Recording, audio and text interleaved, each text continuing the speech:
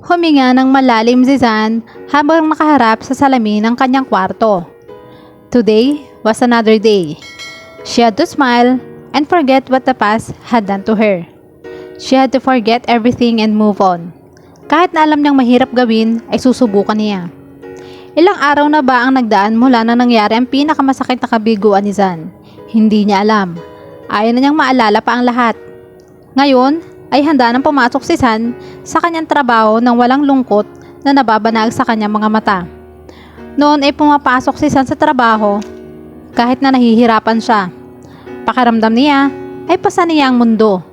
Parang sumusunod lang ang katawan niya sa agos ng panahon. Kaya naisip niyang gamitin ang kanyang sick leave at puntahan ang pamilya niya sa Bulacan. Kahit paano ay gumana ang pakiramdam ni Zan na makasama ang kanyang mga magulang.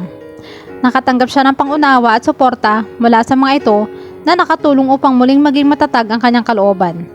Lalong napatunayan niya sa sarili na may pamilya siyang labis na nagmahal sa kanya. Panganay si Zan sa 3 magkakapatid na babae. Nasa second year college ang sumunod sa kanya at nasa third year ng high school naman ang kanyang bunsong kapatid. Tinutulungan niya ang mga magulang sa pagsuporta sa pag-aaral ng kanyang kapatid. Ngayon ay nakahanda na si Zan na muling harapin ang buhay. Naisip niya na lalo mang siyang malulungkot at masasaktan kung iisipin niya mga bagay na nagpapahirap lang ng kanyang kalooban. Susubukan niyang ibaling sa iba ang pansin para makalimutan niya ang sakit. Maayos naman ang trabaho ni Zan sa Twins Agency. Matapos na siyang nagtrabaho sa agency bilang hairstylist ng modelo. She loved what she was doing at wala siyang balak na umalis sa TMA. Bukod sa maganda ang pasweldo sa kanya, ay marami ring nagagwapuhang lalaki doon. Ngumiti si Zan at pinagbasdan ang kanyang figura. Tama ang mama niya, nang minsan kausapin niya ito at iharap sa salamin. Maamo ang kanyang mukha. She had tantalizing eyes and cute bow-shaped lips. Her nose had a perfect bridge. Her long curly hair made her look like an angel, and her slender body matched her height. She remembered what her mother told her. A beautiful woman like her deserved nothing else but a good man. Ipinangako ni Zan sa sarili na hindi na siya luluha. Ibubuhusan niya ang lahat ng luha para sa dating nobyo na nagdaang gabi. Iyon ang huling araw na iiyak siya dahil kay Devin. Naniniwala siya na walang sugat na hindi naghihilom. Kinuha ni Zan ang sunglasses na nakapatong sa mesa at isinuot yon. Nakakainis na sa kakaunting iyak lang niya ay namamaga na agad ng kanyang mga mata. Hindi bale, maalis din ang pamamagana mga yon. At isa pa, hindi na siya iiyak ng dahil doon. Lumabas na si Zan ng kanyang apartment at nagabang ng sasakyan sa labas. Isang sakay lang ang gagawin niya ay makakarating na siya sa kanyang trabaho. Maganda ang nakuha niyang tirahan dahil malapit yun sa kanyang trabaho. Pero malas yata ni Zan ang araw na yon dahil walang dumaraang jeep o taxi. Tinignan niya ang rilong pambisig. Malilate na si Zan kapag hindi pa siya nakasakay. Hindi nag-isip na naglakad na lamang siya papunta sa istasyon ng MRT. Nakipagsiksikan siya roon para mabilis na makasakay. Pagtunog ng buzzer ay agad na lumabas si Zan. Nagmamadling naglakad siya upang makatawid sa kabilang kalsada. Dahil mabilis ang kanyang paglalakad, hindi niya napansin ang humaharurot na motorsiklo na patungo sa kanyang kanan. Nanlaki ang kanyang mga mata nang marinig ang malakas sa busina niyon. Para siyang naistatwa sa kanatatayuan sa labis na gulat. Hindi na namalaya ni Zan ang mga sumunod na pangyayari dahil natabguan na lang niya ang sariling nakahandusay sa kalsada. Narinig din niya ang malakas ang pagbagsak ng isang mabigat na bagay. Aw! Daing ni Zan ang maramdaman ang sakit sa kanyang braso. Napunta yata ang lahat ng timbang niya roon nung bumagsak siya sa aspaltong daanan. Miss, are you okay? Handa na magtaray si Zan sa sino mang kung nakapagmaneho ay tila pag may-ari nito ang daan nang matigilan siya sa baritonong tinig nito. Parang pamilyar sa kanya ang boses. Nagangat ng tingin si Zan at gano'n na lamang ang pagkagulat niya nang mabungalan ng itim na jacket at malakad na katawan na lalaking muntik na makasagasa sa kanya. Wala na ang suot ng salamin ni Zan na hindi niya alam kung saan lupalop tumilapon kaya malaya niyang nasilayan ang mukha ng lalaking kaharap. Those round lips and pointy nose, those beautiful hazel brown eyes, his brownish hair which is his best asset. Unang tingin pa lamang sa lalaki ay malalaman agad na may dugo itong banyaga. How can she not recognize those features? Ang lalaking nakabangga lang naman sa kanya ay ang half Filipino half Spanish na modelong si John Philip de Vera. At ang isang lalaking walang upang ginawa kundi ang busitin sila sa loob ng TMA. Zani? Nakita ni Zan ang pagkagulat sa mukha ni Philip. Kumulo ang dugo niya nang tawagan siya nito sa pangalang yon.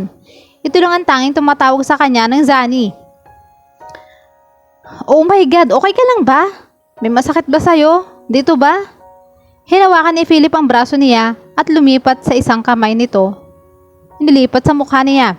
Tila hindi ito malaman kung ano ang hahawakan sa mukha. Dadalhin na kita sa ospital. Mababakas ang pag-alala sa mukha nito. Tumayo si Zan at hinarap si Philip. Tinangka pa siya nitong hawakan pero mabilis na tinabig niya ang kanyang kamay. Bumangon ang inis niya. Stop it, okay? Nagtanong ka pa. Mariing asik niya. Kita mo naman na muntik na akong mamatay ng dahil sa'yo. Kala mo pagmamayari mo ang dahan ha. Para sabihin ko sa'yo, mahal ko pa ang buhay ko at mahal ko din ang gasto sa funeral. Tumawa ang lalaki. Teka lang ha, Sunny. Ikaw na nga itong inaalala ko, masungit ka pa rin. Ikaw ay ang basta lang tumawid sa daan. Kung may dapat masisihin dito, ikaw yun. Turo pa ni Philip sa kanya na lalo niyang kinainis. Namaywang siya. Ako pa ang sinisi mong lalaki ka. Kung hindi mabilis ang pagdadrive mo, sana hindi nangyari to. Ikaw may kasalanan ng lahat. Ikaw, ganti ni Philip. Kala mo naman ikaw lang ang nagrabyado. Dapat bayaran mo dahil nagasgasan mo yung motor ko. Itinuro nito ang kanyang motorsiklo. Napangiwi si Zan nang makitang malaki nga ang gasgas doon. Hindi mo ba alam na napakamahal ang motor kong yan? Kakailangan mo kong bayaran sa pagpagawa niyan. Seryosong sabi nito. Wala akong pakialam kung kasing mahal ng 1 toneladang gintong motorsiklo mo.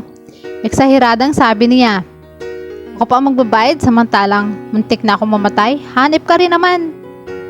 Anong gusto mong gawin natin ngayon? Magtitigan na lang buong maghapon. Sarkastikong tanong nito. Hindi, maglupasay sa iyak. Sarkastikong tugon din naman ni Zan. Hinawi niya ang kanyang kulot na buhok. This day should be good. But I'm so unlucky because I just bumped into the most conceited man I've ever known. Kausap niya sa sarili. Ay naku, malas na nga siya sa love life, malas pa siya sa buhay. Ako ba ang pinatatamaan mo? Nilingon ni Zan si Philip sa nakataas ang isang kilay. Ang sarap kurutina ng mumula-mulang pisngi nito. Bakit? Natamaan ka ba? Kapag may sugat ang isang tao, bubuhusan mo ng alkohol. Magiging mahapdi talaga. Pasaring pa niya. Minamalas talaga ako kapag nakikita kita. Sinimungutan niya si Philip. Halika na. Maya-maya ay sabi nito. Ha? Saan? Papasok sa agency, di ba? Balita ko nagkasakit ka, pero mukhang magaling ka na talaga. Pinasadahan pa nito ang kabuuan niya. Nailang siya sa ginawa ni Philip. Tinarayan mo na ako eh. Pangaasar pa nito. Bumalik ang sakit ko nung muntik mo na akong masagasaan. Naiinis na sabi ni Zan. Tiningnan niya ang kanyang relo. Nanlaki ang mga mata niya nang makitang late na siya. Masama ang tingin ay pinukol ni Zan nang lingunin niya si Philip. Dahil sa'yo late na ako sa trabaho. Kapag napagalitan ako, makikita mong lalaki ka. Ang sabi niya rito. Ikaw naman ang may kasalanan. Alam mo, ang dami mo pang daldal dyan. Ang mabuti pa, sumabay ka na lang sa akin. Papunta rin ako sa agency. Nakangiting sabi nito. Tumawa si Zan ng pagak. Are you insane? Hindi ako makikisabay sa'yo. Mamaya matuluyan pa ako. Sakit mo naman magsalita, Zani. Umaktaw pa itong nasasaktan. Marunong ako mag-drive. Nagkataon lang na para kang kabuting sumulpot sa daan kaya muntik na kita masagasaan. Pinaikot ni Zan ang mga mata. Whatever. Iniwan na niya si Philip at nagmamadali naglakad. Lagot siya dahil late na siya. Baby Zani, come on, ride with me. Narinig pa niya sigaw ni Philip. The nerve. Naiinis na bulong niya sa sarili. Paborin nitong tawagan nito na Baby Zani. Kinikilabutan siya kapag tinatawag siya nito ng ganon. Pakaramdam niya ay masyadong daring yun. Ano ba iniisip niya? Sa halip na masiyan si Zan sa araw na yon, ay pulos kamalasan ang inabot niya. Oh life, what did I do?